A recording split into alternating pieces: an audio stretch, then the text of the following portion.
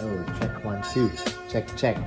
Man, we did the last one Wednesday, and now we're doing it Sunday. It feels like we're doing it back to back. Yeah, no, it's almost like we live here. You live here. I do like it. Do we even have anything to talk about? Yeah, we got a bunch of questions. But actually, last pod, Yeah. I feel like we might have mulled over some topics. What? Really? Like there's some stuff that had happened. I think we had the Ottawa SAU. We didn't really go over that at all. I wasn't there. What happened? Yeah, we had who did we have on that roster? Hold on, we had Zach, we had Osama, we had Carlin. Zachariah? Well, we have like 3 Zachs. So this one is Zach Meredith. Which Zach, I don't know if you listened to our stuff, but I know you sent me your match, and I know I was cornering you. I still owe you a breakdown? Yes, a breakdown of your White match. belt? Yeah, Zach has curly hair, loves wrestling, loves to play turtle. Okay. Anyway, we had Zach, Osama. How did you do? Carlins. He did well. Like he ended up getting 3rd place. Elliot, who's always friends with Sasha. Yep. Elliot ended up getting silver. Nice. You know who had the real uphill battle that day, dude? Ooh. Fireman Carlins. Dude. He. Okay. How did you do? Look, I'm not gonna out him. How did he finish? I think he got bronze. No, it's okay. But I'm not gonna out him. But what I'm trying to say is that he's older, so he's my age older, and he went down into adult, which already for me is like, hey, By dude, choice? there was nobody to fight in the higher masters category, Okay.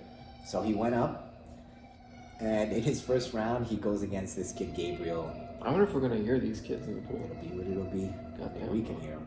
But anyways, we did it at the gym once, dude, and there was music and there was people. Yeah, and but it you was- kind of understand like that. That's know? the environment, you know. Yeah, so we live in luxury. We got a pool back there. Should we just go up in my apartment? Nah, come on, we're here. We're doing it. Alright. And it'll die out. So Carlins goes up against the dude Gabriel. Do you know who I'm talking about? Yes. Do you know who I'm talking Yes, about? I do, dude. Because I saw a photo and I was like, oh fuck, you went up against this Yeah, kid. dude. It's like this kid. Like everybody has a different approach. Since you spoke to me about how I handled Krevlo fighting an adult monster, where I kind of was like, I was almost talking him out of winning. It was a huge mistake, Yes, obviously. dude. That is I what know, that does. Yes, I know. You talk them out of winning. I did, and I'm sorry. Like, I really did take yes, it is. It's freaking horrible. And I took the lesson. So this time, I was like, okay. I'm like, Carlins, I'm like, who do you got in your first match? He's like, I don't know. And I was like, man, just impose your game. Impose your game. Like, this is you, impose your game. And he had actually 2 crazy matches. So he had Gabriel, then he had this judo guy who was a monster. So he literally had the toughest day at the office. And just for context, again, this Gabriel kid won Brasileiros. He actually got first place. That's crazy. Like now we're talking, that's a level that is insane. How is he still a blue belt? Age, BS, I don't know. Maybe he wants to win worlds. God knows. It's a coach's decision, and I do understand the whole. To win worlds, let's be honest, you kind of have to sandbag. Yeah, like they're in a different thingy. It's like blue belt is like we're comparing you to a different bracket of person, so you're going to be there for a while. You're not being compared to the hobbyists. We're comparing you to the world. Yeah, literally. Not and the best of the world. Yes. So yes, it's a different comparison, Yeah. you know? But anyways, this kid won freaking Brasileiro. It's like the chances of Carlins pulling something out. But you never know, you just never know. If somebody could be injured, that's a mentality that now I've adopted through the Krevlo kind of scenario. What happened during the match? I mean, he got dominated. Carlins lost. So he literally got dominated. Like, it is what it is. The kid's just, he's a monster. And then he's like feeling all bad, and it was like, you want to say to him, dude, like, you don't know, but this kid is in the 0.1%. Did you say that to him? I didn't get a chance to that day, but I caught him in the locker after, and he was like, Sam told me. He laughed, actually. Sam told me, he's really good. And he looked at me with very serious eyes, and he's like, I understood. I was like, oh shit, Sam talked you out of winning too. Like... Oh, at the beginning of the match? Yeah, Sam said that? Sam said that to Carlins, Sam does that too, bro. I saw know. Sam do that to Laurence. Yeah, that's the Dude, best. in a match where she won at Invincible. Oh, epic. Man, Yeah. what It's is a this weird mentality thing. of telling your own teammate that Yeah. like you're up for a really tough match? I don't know. It's maybe a part of us is thinking, hey, we're preparing you to be like, yo, don't take this lightly. Like you need to be on. You know? Yes, but that's not what you guys are saying. Yeah, we should just. You be guys are saying like, that. "Ee." Yeah, I know it's weird. You know? It's a terrible thing, dude. It just goes to show like the doubt that we have within Exactly, us, which is exactly. so bad. You know, Yeah. like anyways, we're eliminating this from our diet. Mateus is not like that, Coach. Yeah. Coach is not like that, dude. Coach, when Paul was fighting Ethan Wong, which is like another version of this same Yeah. guy, like the 0.01%, he was like, you know, Paul, and he honestly believed it. He's like, you can beat him. He's like, you can beat him. He's like, he's just a man. He's just a man just like you. And in his DNA, he believes that. He's not just saying it to say it. I believe it too. I know. It's how it's supposed to be. I'm just gonna say it, like it disgusts me that I have been this way and that I verbalize these things. It bothers me. It's like, no, just because you, Abby, don't believe doesn't mean they don't have to believe. Like in the back of my mind, it's because I don't believe they're gonna win, which is a terrible thought. Because I'm like, yo, this kid won Brasileiro. What are the odds? But I mean, anybody can get caught, and I just need to remember that. What if he's injured? What if he's just didn't sleep well the night before? What if Carlin just gets him in a great position? Yeah, or Carlin's for whatever reason that day is on fire. Yeah. Like that guy doesn't know Carlin's either. Yeah. You know? Yes.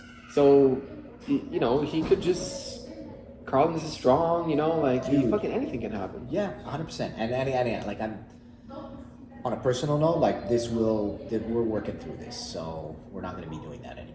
And if I do, like, you could call me out and be like, yo, Abby, just because you gotta hit me in the. By the nuts way, with here's the that. thing that I want to call you out about. Yeah, nice. Okay. Hold on. Why did you want to match 200-pound Chris, who just smashed that? What's the other guy's name? Yusuf, 4 rounds in a row, and then your reaction was like, "Let's put you guys together all the time. Why don't you come to do extra matches on Wednesdays?" Dude, Well, that Yusuf just for was context, demoralized. for the viewers. Yusuf has that character a little bit. He gets a little bit demoralized a little too soon because I think he gets a little demoralized a little bit. Okay. Too soon. That's it. But we're referencing just earlier, me and Max were teaching the 8-week beginner program, and we have a couple of guys in the class that are like, I would say in their 3rd or 4th week. They're both absolute beginners. And then at the end of the class, I told both of them, hey, if you guys want to attend one of our fundamental classes. No, hold on. You're leaving out a big piece. Yes, At the end of the class, they rolled about 3 matches Yes. in a row, back to back. Yes. And Chris, who's about 200 pounds, and then the other kid, he said he was 168. I don't believe it. He's more like 150. Yeah, for sure. The 150 kid got smashed by Chris 3 times in a row and got submitted 3 times in a row. Yes. And who wouldn't be demoralized? No, for sure. Absolutely. But you're I guess what you're coming at me with is like, why would I ask them to be a same pair Yes. together in the fundamentals Yes. class? It's because I'm inviting them to the fundamentals class. So there's 2 reasons. One, they were willing to stay after class to roll. Yeah. So that tells me that both of these guys, nobody else did. Both of these guys they want to train a little bit more. And so they're willing to roll with each other at the end of class. That's a big piece. It's like all the other people didn't want that. Let So me ask you I this. want to First of all, they did. Cedric and Cena would have if they known that they could have. Yes. And Cedric does already come here and there. He comes at the open mats. Open mats, You know, yes. those guys are under the impression, and I don't know if this is true or not, it might be true, but that they can only do the beginner classes. It is true. Okay. Yes. Unless there's an invite where I'm feeling like, okay, you're coming around and you're doing really well. We want to integrate you into the fundamentals class so that you at least don't build it up to be this monster where once you're done the beginner program, the 8-week beginner program, you don't feel like, oh my God, this is like Wenchen. Yeah. Like Wenchen is nervous about going to so you have Yes. to get them in 1 class, 2 classes during their process just so that they can have a little taste and be like, oh, you know, it's kind of like the beginner. It's like the 8-week beginner program. Teacher just shows a bunch of things. We practice with this one partner, figure it out, and then at the end there's rolling. Like, I just want to bring down that hill. Yes. And so for them, given that they were already partnered and they have a dynamic together, that's a good piece as well. You know, like you already know somebody, so it's gonna bring. Yeah, but it down. was a bad dynamic. Yeah, it's a bad dynamic because of the size difference. Yeah. But when they're still going to go through the class Right. largely okay. for the technique Yeah, okay. portion. Yes, You know, I so understand that. now Yusuf will get his chance if he does roll.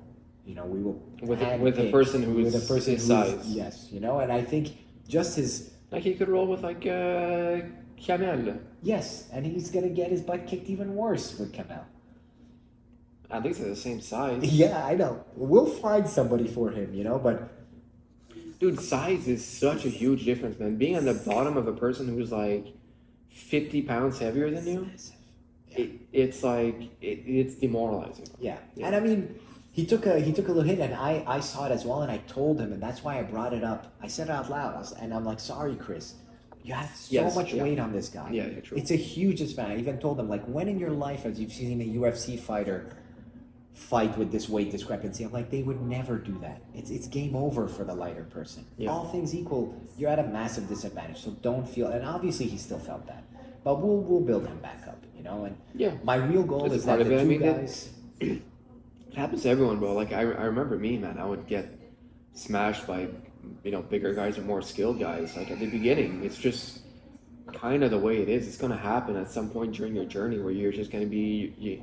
It happens even at blue belt and higher belts where you just go through these 3-month periods where you don't feel like you're progressing and you start. It's rough. Yeah, It dude, can be very I rough. rolled with Mortaza yesterday. He tapped me like 4 or 5 times. I was like, that's brutal. Does Mortaza just turn it on? Is it? Yeah, he even told me at the end of the match. He was like, hey, you were going up energy-wise, so I had to. I was like, and I was. It's like, all right, I'm going to, like, he's not like a lower, like, You know now where I'm at in my jiu-jitsu game, okay? Sometimes I roll against guys who, in my mind, I'm like, I normally have a very hard time with this person, and then I do way better than I thought, and then I'm like, did they let me? Or did they let me a little bit and then realize that, oh shit, I'm fucked now? You know what I mean? Or am I just, or have I just closed that gap? It's like, it's hard to know sometimes if they're letting you work or if you actually caught up to them a little bit, It's almost impossible. Or are they having a bad day and I'm having a good day? Dude, there are times where I'm having a bad day and I'm like, oh, I gotta roll with fucking so-and-so. Yes. And then I'm like, I surprise myself where I'm like, how did that happen? Like, Yeah, weird, eh? But yeah, who knows? who knows, bro? Yeah, who knows? And sometimes people are like, you're taking it too easy on me. They'll say that to me. I'll be like, dude, get out of your own head. You do you. Like, if you tap me a bunch of times, I'll put it on. I'll put it up, sorry. Period. You do you. Like, okay, I'm not doing this where I'm like, do whatever you want, and then I'm like, tap. Like, no, like, but you do you. Like, don't care about me. Like, okay, Yeah. I'm giving you that opening, make me pay for it. Like, that's your job. Make me pay for it. And that's it. And then after that, I'm not going to want to leave that opening because I suffered consequences. Now I'm going to have to start. You can get me to bring up my game. Mm-hmm. So don't think about, oh, you're just letting me, or you're just, bro, make me pay for it. Like, literally. I'm being a little bit too loose and you get to take my back. We should have rolled, dude. Now that I know that you're not coming to the 130 class, I would have rolled with you. Nah, but We- then we would have been sweaty and a We could have mess. done, so what? Pod. Yeah. I mean, in any case, back to Carlins, our Yeah. hero and savior, Lord and firefighter, awesome man, Carlins. Fights the Brazilian guy destroys him. Yeah. And then he has like another big match against this judoka. I saw a crazy blue belt judoka at the Ontario Open that I went with you guys far back in, Yeah. where was I it? think 2 years ago, not sure. Yeah. Dude, he was throwing guys, no matter what they do, they would pull guard, he would pick them back up and throw them. It was a massacre, dude. Yeah. It was He was so bad. fucked up. Yeah. Like, guys were afraid of him, dude. Like, There was nothing that you could do to not get thrown, man. But in this storyline, it's so much better than that. So we're all like, dude, you're going against a judoka. Don't stand with him. But yo, Carlins is not that guy. He's like, I don't pull guard. He is not that guy. He's not that guy, dude. And I'm like telling him, like, this is again my perspective. I'm like, I find that to be silly. But okay, you do you. But I find it to be silly because it's like, I get where you're coming from, and in the long run, I think that'll be a good thing for you. Actually, this whole story goes against what I'm saying. Anyways, It's just his character. it's his character. He doesn't pull guard. So here's what happens. The guy, Carlins doesn't want to pull guard. Tree is watching, I'm watching, Sam is watching. Carlins doesn't want to pull guard, and dude, the guy can't put him down. Like, this guy cannot put him down. Carlins is, dude, he does all these other martial Yeah, arts. dude, and he has his own stand-up. yeah, dude, his core experience. and his strength, yo, it's hard to put him down. Yeah. And he's, on top of that, he's in the adult, so he's got that old man strength going Yeah. for him. Dude, this kid is trying to put him down, cannot put him down. And he was destroying other people. Carlins freaking launches him with a Tomonagi, you know, like throws him over his head. So now Carlins actually took him down, and everybody's Crazy. like, what the hell? Like, you beat this guy in the stand-up, and here's What? the... Okay, I want you to tell me the math Oh, so we can and find the it. time. I will Yeah. find it, and Okay, we will clip this. we'll clip This is it. a clip. This is a clippable moment. All right, and if we don't do it, we're sorry. But hopefully we will do it. Tomonagi's the guy, and now we're like, wow, he won the stand-up. But as soon as the fight went to the ground, which it did, because Yeah. he put him down, it's like he forgot. He stopped. Once it goes to the ground, it's like, dude, you gotta get on the guy. What happened? He forgot. Like, I don't know. I think Carlins tried to turtle, or I don't know what happened. But in that scramble, Carlins didn't move forward after Okay. the takedown, and then the other guy kind of won the scramble on the ground, which was kind of ridiculous because now we literally have the opposite thing. Like Sam These young kids, when they hit the ground, they get up quicker. That's an adult thing. They win scrambles. Reflex. They're more flexible like that. You know. I agree. And then he got on Carlins and he beat him. And we were saying, Tree was saying, he was like, you won the stand-up against the judo guy and you lost the jiu-jitsu match. He's like, I'm so you were curious both in to- opposites yeah. right now, you know? I'm really curious to see what happened on the ground and like how he.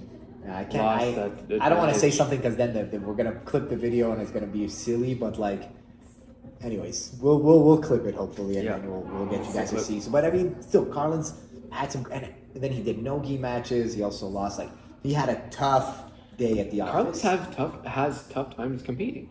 Dude, not in his In age. Masters. Yeah, Okay. Masters. There's nobody who's got Carlins' body, dude.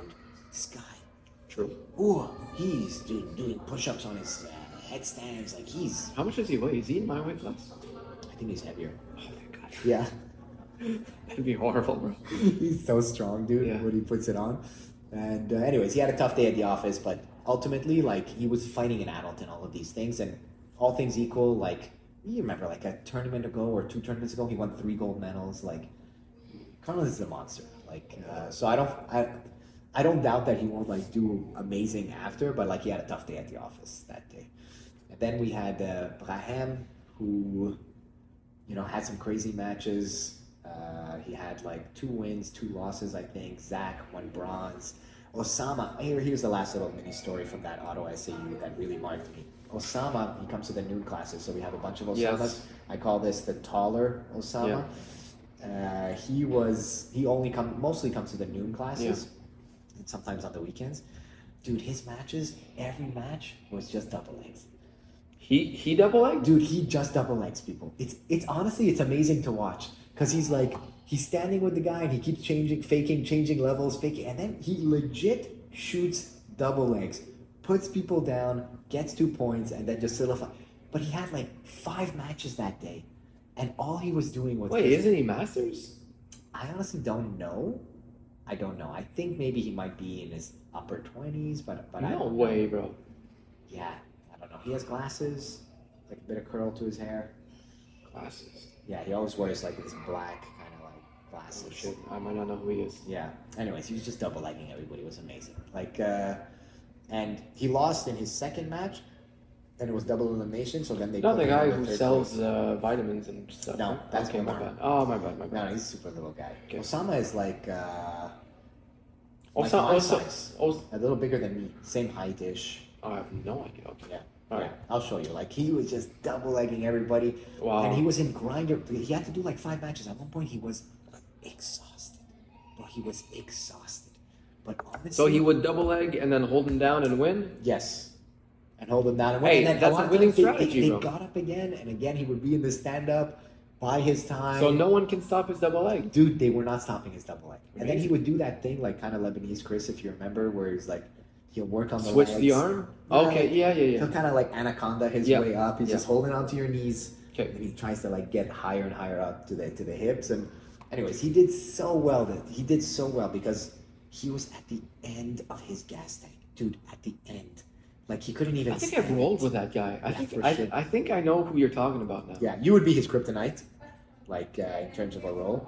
Like you would destroy because of your No, game but style. but I think he also did that to me. Double leg and then legs, dude. If you know, that's like a guy who already has a style at such a young. If you showed him a technique that was complementary to his style, Yes. because he is pressure. It's pressure passing. Pressure. Like if I showed him my game, Yeah, you I do think very it would well. it would work very good for him. Absolutely, like absolutely, and he has grit. Yeah, Some people don't have that grit. He has grit, dude. Like he has a lot. I hope It's he's surprising. listening. Yeah, Like it's surprising. yeah, like if you don't see it coming, a part of your mind goes like, "Oh, I didn't know this is what we were doing. Yes. This is what we're doing." Yes. You know what I mean? He doesn't have like that gritty demeanor because he's like very smiley and positive, but he's a grinder, dude. I'm telling you, these matches, he had like 5 or 6 that day because he won his first match and then in his second match he loses. That puts him into like a fight for third place. And then in his fight for third place in this SAU was double elimination. So Oh, as yeah. soon as you Well, lose, that's new. they send you into kind of like the fight, another bracket that fights for third place. Right. But in the same way, like there's a finals where you would have to fight for third. So he had to like win one, lose the second, and then win all of his matches in order to win third place. And I think he did like 4 or 5 matches, dude. And he was really heavy on the stand-up and shooting doubles. He was exhausted. Dude, it was really something. Like it really like love it. Yeah, I love it too. And most people would just give up. He just kept getting up and he kept biding his time until he could get to a double. Like I honestly, I was sitting there, I was like, this is amazing. And What mat was that? like Dude, you need to find the mat numbers for now yeah, Carlins easy and this peasy. guy. Yeah, well, we should do a montage of all his doubles. Like he must have. I know there was a lot of them, but we'll find them through their name, Okay, through the perfect. brackets. So that kind of, for me at least, there was a highlight. But then there was Braham. He's been training for like 3-4 months. Like doesn't really train that often. Arab kid, like little. He's diabetic. If you've ever seen. Anyways, he hasn't been training that much, but he's like, hey Abby, I want to compete. And dude, him too, grinder, but like in a typical white belt grinder match. Okay. Close guard, holding on to the guy, Okay, trying to pass good. guard. Yeah, but grit till the end. And he brought his friend with him. And his friend was yelling like, take that arm. And I was like, does this kid know jiu-jitsu? I look at him, I'm like, do you know any jiu-jitsu? He's like, no. I'm like, shut up. But it sounded so right at the time. I was like, damn, this kid like a black belt or Hearing people something? yell stuff from the stands that have not, that's like, he's not even close to being I was able just to like, grab any where is this arm. coming from? It was so funny, dude. But anyways, he did really well too. Like he won a couple of matches. He was exhausted. Like he was that typical story. Went too crazy, exhausted his grips, and was completely dead. And then ended up finding Zachary Meredith in their third. They fought for bronze, Oh, cool. and then Zach got Okay. it. But I mean, they could have double podiumed because they were from the same school. Yeah. You know? And I think they actually ended up doing that. So, in a nutshell, that was kind of like little kind of cool highlights from me. Carlin's facing those monsters, Osama with the double leg, and honestly, Brahim and Elliot. Sorry, I forgot about Elliot. Elliot is like, the duo, Sasha and Elliot, they're roommates. Big Yes. Sasha Yeah, and yeah. Elliot. Elliot was his first time competing in In the gi? the gi, yeah, Oh. dude. I think ever. Like, I see him a bit more as a no gi guy. Am I wrong to think that? Yeah, I would say he's mostly Oh, for in real? the Okay. gi class. Always with the blue gi, longer hair. Yeah, anyway, he went to the finals, dude. And he could have won it. Wow. He could have won it. Wow. He really, really could have won it. Like he had ample opportunities. If he would have just kind of come up, he would have took 2 points. And Okay. I think maybe it went to the ref's decision, or he lost 2-0.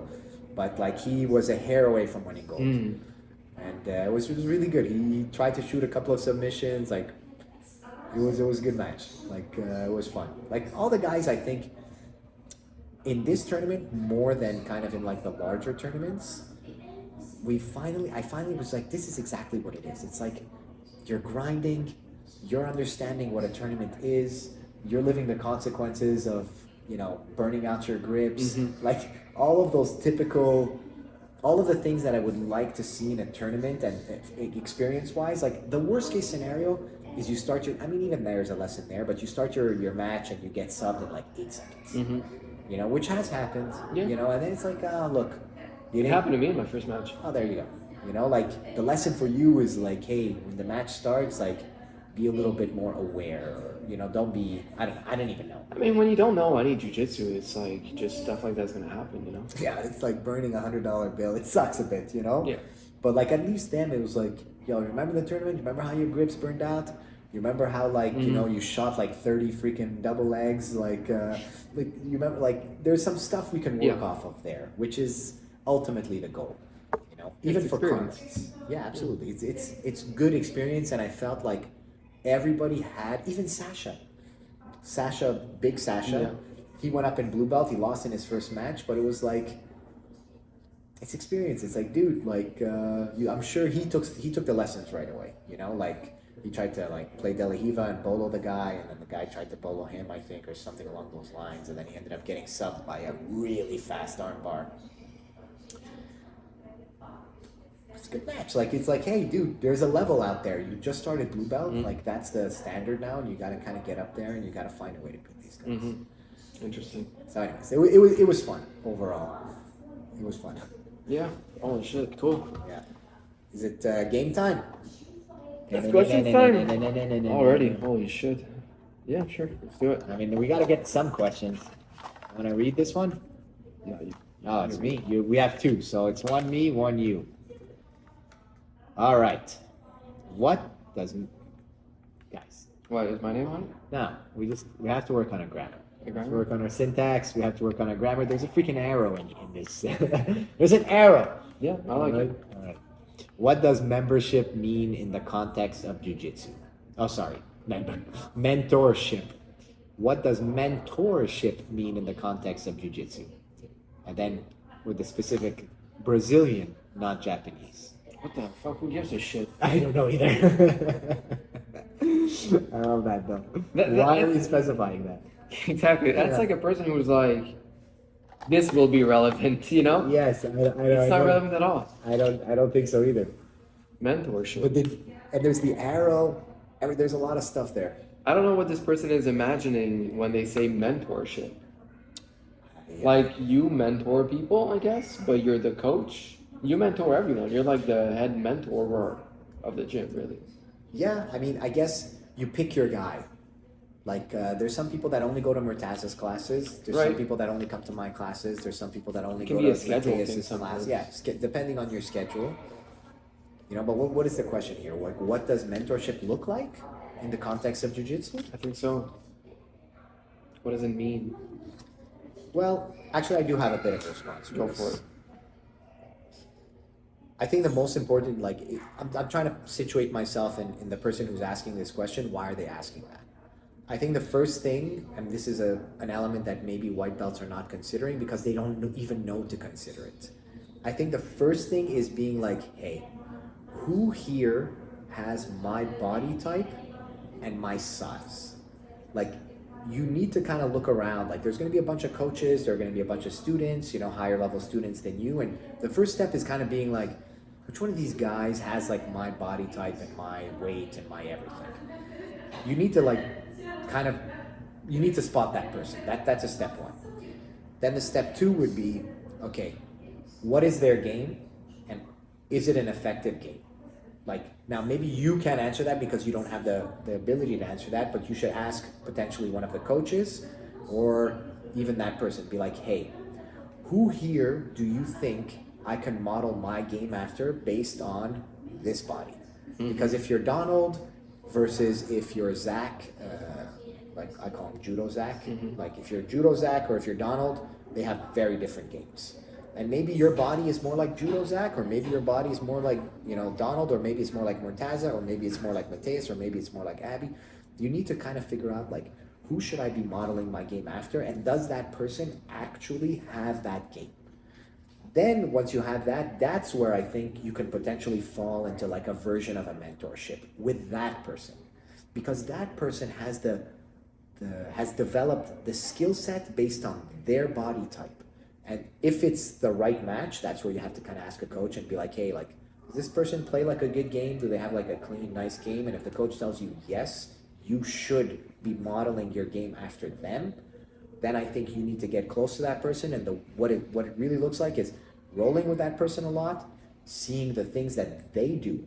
Like if it's you, they're going to realize after like a month, Max loves doing the over-under. Yeah. And they're going to be like, Max, and you are a perfect example. You've really developed that part of your game. And so now they're going to start asking you, and you're going to know the intricacies of the over-under where you can really tell them, a lot of times they do this, a lot of times they do that. And you can really mentor the person into that game if they have the right body type for that game. But if it's, honestly, little Sasha, small Sasha, who's like, I want a pressure pass, I'd be like, Sasha, I don't think you should be learning from like a Max. Like, you can pressure pass, but dude, as soon as the guy has 15 pounds on you, this pressure passing stuff, throw it right out the window. You're not going to be as efficient. Like, you're just not. You're not going to be able to execute against this. This is not the right mentor for you. You need to model after Sam. Sam is a smaller guy. When he was your age, or he was a little bit lighter, his game is really developed for his body type. You should be looking at how he rolls, seeing what techniques he likes to do, what passes he likes to do, and you need to mentor yourself behind him. So you need to find like your body type, and then you need to go to that person, and then you need to see what is it that they're actually doing in their game, because there's a million things, dude. And you find those things, and then you start working on those things, and you go to that person and be like, yo, I hit this wall when I try to do the over-under. And then you can help him troubleshoot that. Yeah. I think that's honestly what mentorship looks like in jiu-jitsu, Brazilian jiu-jitsu. that's kind of where I would go with that. Cool. Nothing to add, or I mean, does it? Really. Do you think that rings true? Yeah, I mean, I think it's a good. I don't know if that's what they mean by mentorship, though, but that's a good answer. Like, if you want to, I guess it's modeling your game mentorship, or hey, teach me the ways, show me what does a mentorship look like in the apprentice world of like construction, or like. Well, but like that's the thing. We don't. It's not an established thing, like no one is going to give you a mentor, no one is going to ask you to be your mentor, and you're not really choosing a mentor. You're like, what you're saying is like model your game, or like model your jiu-jitsu after someone who has a game that could work for you. But that's not really a mentorship, right? Like a mentorship is like I will show you the way type of thing, Yeah, well, I think that's like once you find that person and you develop that relationship, and they see that you're kind of going in their direction, they might kind of take you on like that in a sense. That's true. Give you some of their mindset, give you some of their thing. Like maybe it doesn't happen formally, but it kind of starts to happen. Like where if you see that person who's been coming to you have success with the move, you're kind of like, come here, That's true. Come here, little guy. Yeah. Let me show you the next step in your journey. Yeah. And there have been times where I have said to you, but the next piece to this is X. Like, and you're like, it doesn't work anymore. And I'm like, you're going to have to get that in a weird way. That's a mentorship where it's like, yo, you've gotten this far and it's amazing and it works with this person. But now we need this next little piece that we can then tack on, and that's going to start working on the next guy and the next person. Sometimes we've done that, like where we've led to like, hey, like you got to start getting into mount more, or blah, blah, blah, or etc. But who knows? Next up. That's a good answer. Next up. I'm in charge of making our table look clean these days, Max. Who benefits more from size discrepancies in training? Big guys, little guys, focusing on technique, or us? What did it say? Bro, Us. you have something to say to this person about his grammar and his Big syntax? big A needing to use strength. Big guy? Spencer. Damn it, Spencer. Work on your grammar. Spencer S. Is this us? Big us? Big. Yo. That says Biggest. I think. biggest. Yeah, it's literally BIGUS. Oh, I think it's a versus. Big versus little. Oh, okay. Jeez. Yeah. All right. You give it a Spencer, shot. let's work on your grammar. Your syntax. I'm joking, Spence. All right, who benefits more from size discrepancies in training? Big versus little. Focusing on technique, on little versus big, on little. Dude, you're fucked up, Spence. I'm going to show you this later. On little versus big and needing to use strength. Anyway, we're going to break this fuck down. are you talking about, Spencer? One What the last hell time. is this, bro? Spencer, we love you. Okay, I'm going to read it word for word, okay, as you wrote it. Dude, word for word, man. Yes, Who benefits more from size discrepancies in training? Period. yes. Biggest. Okay, big vs little. Who benefits more from size discrepancies in training? Big vs little. Focusing on technique, Comma. or little vs big. A is that? Oh, and needing to use strength. I still don't understand. But if I just take the beginning part, who benefits more from size discrepancies? It's always going to be the big guy. I mean, I think so. I mean, it's still a great question. Like, the answer is the big guy. You know, Is he asking if there's. I'm A gonna little try. guy- I'm gonna try to just mold my own question out of this because he did mention technique, and I think he's mentioning strength. So, I guess in a weird way, there is a person who's benefiting from the other person being more strength oriented. Because I think of like little Sasha. Little Sasha goes against sometimes bigger, stronger guys. Like we saw a match a couple of weeks ago where it was like, yo, dude, that guy is strong. And little Sasha, in a weird way, benefits why? Because he has to be more technical. He has no choice. You have to, if you're smaller, in the world of jiu-jitsu, here's my crappy version of your answer, Spencer. The bigger and the stronger that you are, the honest truth, the bigger and the stronger that you are in a hobbyist gym, the less you're gonna have to use Spencer, are you trying to? I feel like he's like, I mean, I'm big and strong. Maybe I don't need to learn so much technique. Let's ask this question. But there's like an inverse relationship, right? Yeah. The bigger and stronger you are, the less technique you need to know, and you're gonna get away with it. The smaller you are, the more technique you need to know. And somewhere in the middle is usually that optimal person where it's like technique meets strength. But the small guy is never gonna benefit from a size discrepancy. He benefits in a sense where he is forced to be more technical. He has no choice. He literally doesn't have a choice. Yeah, but okay. Is that a benefit? No, it's not a benefit. That's so. But is it a benefit for his jujitsu? Okay, that's not the question. No, I know. I'm just saying. If they're both technically equal, Yes. then the big guy is always going to benefit from size, dude. The question is from size discrepancies, not from technical discrepancies. Yeah. Who benefits more from size discrepancies? I would say obviously the big guy It's in not terms the of big like guy. winning the match, Mhm. but in terms of in a training room, the small guy in a weird silver lining kind of way has to be more technical. So there's an odd little benefit to him. It's like it forces him to be technical. Now, is he going to win the match? No, probably not, all things equal. But he does. There's a weird benefit in training where it's like the bigger guy is like, this is easy. And the little guy is like, I have to figure this out. I'm not sure, dude. You know the book The Outliers? Yes. What does it talk about? I mean, there's a lot of topics there. Me, it was like, hey, the fact that there's like people who are born at a certain age are a little Yeah, bit bigger. because and you then- start with a giant advantage. Isn't that what the book is about? Well, maybe you can. Well, let's put it in context. So, like in that book, Outliers, there's like the author makes the argument that some people that a predominant amount of professional athletes are born in a very specific time of the year. And that specific time of the year makes it so that they are usually the oldest and the biggest Yes. within their cohorts. Yes. And because they're the oldest and the biggest within like whatever, They so get more game time. They get more game they get time. more reps in. They Yes. get to practice also- the things that work. psychologically, it's like Yeah. you keep winning, Yes. so you're like, you're amazing at this, you know? So, I don't think there's ever a benefit to a small guy getting smashed by a big guy.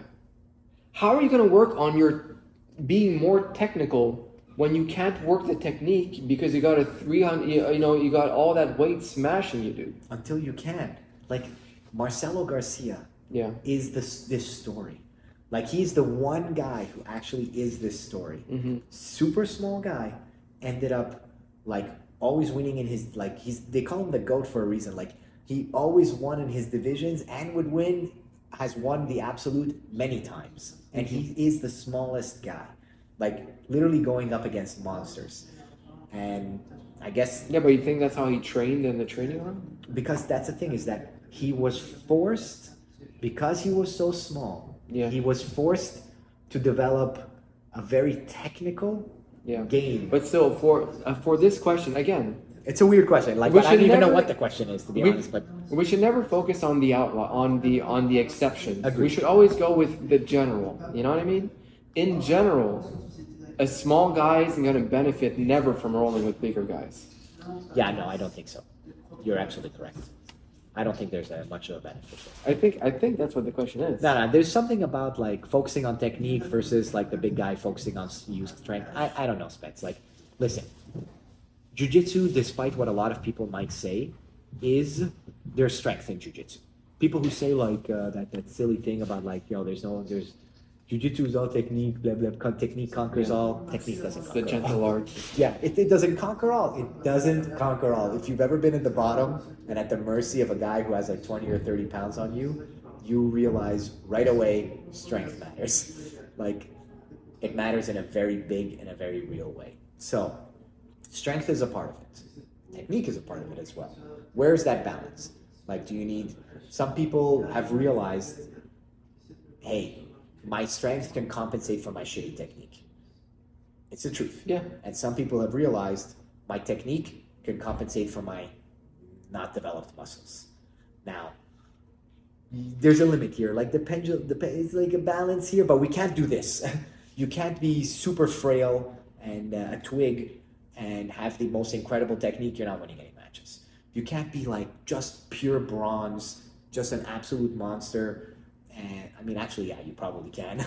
And think to beat somebody who has like a crazy level of technique. Like there's a balance there, I guess, to certain extent. Like you need to stay within kind of like that sweet spot. Be strong enough and be technical enough. But once you become an outlier where it's like, you're just too strong and you have shitty technique, or you're just too shit and you have like only muscle. There's balance there. I don't know. Spencer's question has me dizzy, dude. Yeah. I don't know, Spence. I'm gonna keep this, Spencer, and I'm gonna put this back in front of you, and I'm literally gonna have you read this to me. I might even film you It's doing a Spencer S like that. Yes, dude. it. It is sharp. You need to read it in how you wrote it. Yes. Make it make sense. Make it make sense. And actually, we had another question today when we were chilling. I'm gonna put this in my pocket, man. Yeah. I'm gonna put it in my wallet. I think So that's the place. we had another question at the gym today during the beginner class Yeah. that maybe we can wrap up with. Do you remember? The guys What were was talking it? about like, hey, like, what would you do kind of in a scenario where you saw like some people getting into like a weird kind of scuffle Mhm. or blah, blah, blah. Like basically like you're walking in the street or something like that and then you see a scuffle. And I was like, do you intervene or do you not intervene based Yeah. on kind of your Yeah. ability as a martial Jiu-jitsu. artist or like- in jiu-jitsu in general? Oftentimes, guys will be like, "But how does this work in the street?" Like, guys, we're not trying to fight people in the street. I don't know why you guys have this idea that you're gonna learn jujitsu and then all of a sudden you're gonna be this white knight character that walks around and like stops fight and like saves damsels in distress, and like all of a sudden you have like authorities and like assholes who want to get into a fight. And you're gonna be the guy who steps in there. Maybe that's like a weird kind of like a not a dream, but like you know, like how you imagine yourself like being Of like course. this like weird savior, Of course, bro. you know. But Every guy does that. it's, You know? it's true, yeah. Yeah, we all imagine ourselves, stepping up to the person we don't like and fucking, beating him up and shit. Or it's not reality, man. Reality, violence is different than martial arts. It's not the same thing. We come to jiu-jitsu class, we're practicing a sport. It's like if you stepped onto like a hockey rink with your boots and you picked up the puck and then you like threw it in the net and you're like, fuck That you counts? guys, Yeah. I'm making up my own rules, like Yeah. it's basically what I'm saying is that you can't expect that you're going to be using jiu-jitsu in a street fight and that the person is going to respect the rules of jiu-jitsu or something. It's not going to work. It's not what we're here for. No. You're learning a skill. The applicability of that skill, for the most part, right now. Yes, it's within the sport. Yes, can it come in handy in an extreme situation where God knows, like you're in some sort of scuffle? Absolutely, it's going to come in handy. But we got to stop ignoring the reality of the world. Like you're not falling on mats. Yeah. There's all these realities here. Like we're acting like the person isn't going to bite your finger off. We're acting like the person isn't going to kick you in the nuts. Like, all these realities get so easily ignored. And then you think you're just going to walk into this scenario and do this and it's going to be like exactly as you had it in your dream. It's like, no. When we're in violence, we're in a different category of thing here. And you know who would be a great person to answer that? Carlos. No, Star. Oh yes, he was very good at the. Yeah, and honestly, he would probably tell you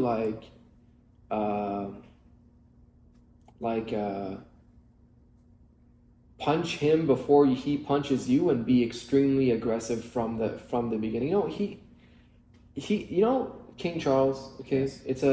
me and Abby have been obsessing over this dog on the internet. It was like an alpha dog, right? Everybody. You know how he postures over the other dogs? Yes.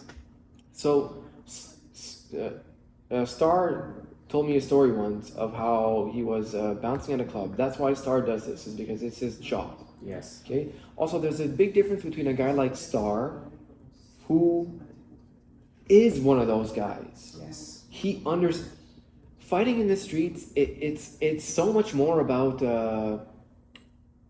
It's the escalation of violence. Yeah. Yes. There's no gentleman's agreement. He would say, he said once, he told me he was bouncing at a club. Some guy was causing trouble. So he grabbed the guy, he threw him on the floor. And then and then the guy got back up and he was just pacing around, yelling insults at him from across the street. Okay. And Star said, what I did wrong there is that when I threw him on the floor, I needed to stand over him. Like King Charles. Yes, dude. Yes. He's like, I needed to dominate and make him understand, That could be worse. Yes, exactly. That has nothing to do with fighting, bro. Yes. It has nothing to do with... No coach is ever going to tell you that doing jiu-jitsu. Like, dude, we were doing De La Riva sweeps in the gi, okay? Yes. And a girl asked, how does that work in real life? Yes. It doesn't work in real life. In real life, if you have a single leg and you're on your butt and the person is over you, they're over you. They're going to punch you in the face. Don't do De La Riva. No. In a real life situation. You know what I mean? Yeah, absolutely. It's the sport. Again, we're learning the movements. Maybe you'll start moving a little bit better. You can understand some large level techniques, but you're not doing this in the street. You're nuts. It's sports jiu-jitsu. Was it Ryan Hall who had a UFC match and it was all leg he just into leg entangles and then yes, he was was did trying it to for get it on the about, legs and then the guy was it's just the reality. Yeah, but even then, UFC match, you're in a cage. There's a ref. There's rounds. There's an agreement. We're gonna do this before we fight. You know what I mean? It's Yeah, even you can't poke somebody in the eye. yeah. You can't kick somebody in the nuts. Yes. You can't do the elbow from 12 to 6 o'clock. Like Yeah. there's these weird you can't knee somebody as they're coming up. Yeah. You can't pick up a rock. You don't have to worry about a friend coming out of behind the dumpster with a rock and nailing you in the back of the head. Yeah, it's crazy. When you consider, I guess the point that I was hoping to make and that I want to make for the young gentleman who was asking us this, telling us this thing about him thinking about intervening in a fight because he does freaking jujitsu. It's, hey, the realities of street violence and of fighting are not these. Stop thinking that people are operating within a rule set. There is no rule set. It could get crazy to the point of you getting stabbed. It could get crazy to the point of you getting shot. It could get crazy to the point of a rock getting you. And the thing that I told him after you were gone is that if you get in a street in a fight, all right, whether it's you thought you were, you had a moral obligation to do it, whatever, when the cops come, they don't give a shit. You're gonna get charged the same way the bad guy's gonna get charged. Absolutely. And who knows? Like, yeah, you could get a criminal record. In their mind, you were fighting. You both of you were fighting. The law doesn't discriminate as to why you punched that guy in the head. Dude, there's this famous, like in law school, there was this famous jurisprudence, which was like these two guys, I don't know if I've told you this, these two guys are at a bar, they decide, we're gonna fight. Yeah. So that it was such a tacit agreement that they're like, let's go outside and let's fight. So like, you can honestly say that one person didn't target the other person. Like, it wasn't a reactionary thing. Mm-hmm. It wasn't like I punched you and now you have no choice and you start fighting back. Okay. It's like An agreement. An agreement. Yeah. We had literally an agreement, and we go outside, and then we're outside and we're like, we're gonna fight. And then I punched you in the head, and then if this is you fall over. Yeah. And then yes, I'm sorry. Coma. It gets worse. Yeah. Okay. No, you have this weird. I don't know if the word is predisposition, but you have this weird situation inside your body. You kind of start vomiting from the inside. Seizure. Yes. And you end up choking and dying. Yes. Manslaughter. So now, 25 to life. dude, you're right. Yeah. But it's not 25. But like 25 to life is full kind of situation. We go to court and I'm like, yo, I didn't do anything crazy here. He agreed to fight. fight. I didn't go beyond crazy. Like I didn't take you agreed to fight, but then I take an axe and I axe you in the head. That's not cool. Yeah. Like you agreed to fight. Normally, people when they fight, they throw punches. Mm-hmm. I threw a punch. It knocked It you out. landed. And then you had this weird, I remember the word epiglut. It's like this French word. I don't know what that word is, but it's something inside of you that caused this thing. And then you ended up like choking on your own vomit, and then you ended up dying. Yeah. The guy got manslaughter for that. Yeah. For something that he didn't even know was like a ticking time bomb within the other person. Yeah. So, dude, there are consequences to things that you're not even kind of fully responsible for. Yeah. Like the guy was born with this weird medical thing inside his body, and it was triggered. Like when he fell, blah, blah, blah, and then the guy dies, and now I got to go to jail for this guy 10, 12 years. And in this story, two guys agreed to fight, right? Yes. But how about a story where you actually punch a bad guy, and that happens to the bad guy? The cops aren't gonna go, well, no charges for manslaughter because he was a bad guy. No. It's gonna go, you killed someone Yes. who was a member of this society. Blah, blah, blah, blah, blah, blah, You're blah, going to blah. jail. And in the U.S., it's even crazier. Like, you know these stories in the U.S. In the U.S., there was a dude robbing a person's house. Have you ever heard this in California? Yeah. They fall through the ceiling, land on a glass table, get like a leg amputated. This is the thief. Yeah. Sues the person. Yeah. Sues the person and wins. Yeah. That's crazy. Yeah, I mean, the person's like, you broke into my house. You fell through that, I don't know what, and now you lost your leg, and now I gotta pay you money? Like, that's how crazy the system can be. And now we're talking about contemplating getting into a fight because, again, you've built up this storyline in your head that you're doing jujitsu or you're doing blah, blah. Yo, you're doing nothing. Your best move, nothing. In a situation where everything is against you and you've been blindsided, you'll use your jujitsu to the best that you can to get out of there. Yeah. That's it. Yeah. Period. Yeah, but No more, no don't less. like mind your own business, basically. Big time. Hey guys, the other thing is that this is the type of thing that guys think about when they're between like let's They say romanticize it. That's the Yes. word I've been looking for. yes, but I mean like when you're like let's say between like 14 and let's say 32, you think about that. As soon as you're 32, you realize like F that. I have a job, I have to wake up in the morning, I have a girlfriend, I have kids. I don't want you guys can fight all you want. Yeah. I have to wait. I'm tired. Yes. And I This is not my and I thing. still have to do laundry Yes. tonight. Yes. I don't give a fuck. Yeah, it doesn't matter. Now, You kill him. yeah, Who gives a It's shit? not on me, you know. But like, look, there. I will say, in an extreme situation, there's the moral obligation. Pick up the phone. You call the police. You yell from a distance. You say, "Hey, stop that! The police are coming. The police are on their way." You can do things like that. If it's your friend, it's a different thing. You know, I would say if it was my friend, sure, I would grab my friend and be like, Yeah, we're yeah. getting the fuck out of here Yeah, right enough. now. Exactly. Right now we're getting Big out of time. here. You know Like, what I mean? Get out of there. And by the way, if you have a friend who's getting into a fight and you try to grab him and say, get out of here, And and he he doesn't wants to want- fight, you say, good job, buddy, you're on your own. You're on your own, dude. You're on your own. Good It's- luck. Things have. And again, I could go through so many stories of like the worst scenarios. The truth is, try not to get involved in those scenarios.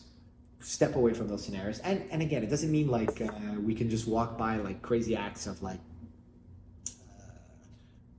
Anyways, you can say things. You want to take an action. It's not fighting. Your action could be picking up the phone, calling the police. Your action could be just screaming from across the street from a safe distance. You have other options. Don't romanticize this silly idea that you're going to go in there, use your jujitsu and armbar somebody. Everybody loves action movies. Like, Everybody yeah. loves Batman. Exactly. You're never gonna fend not off Batman. like a 3v1. You're not gonna win. A 5v1, you're not gonna win. Two, Yeah. dude, two is impossible. As soon as you're on top of one person, the other person just gets on your back. Yeah. Does whatever they want. Just literally like, I don't know. With my, like I was knocking on a door, I can knock on your back of your head super hard, and I'm telling you, it's not going to be good for you. Yeah. Like that's how silly this is. Like, and you forget all of that because you've done like 2 years of jujitsu.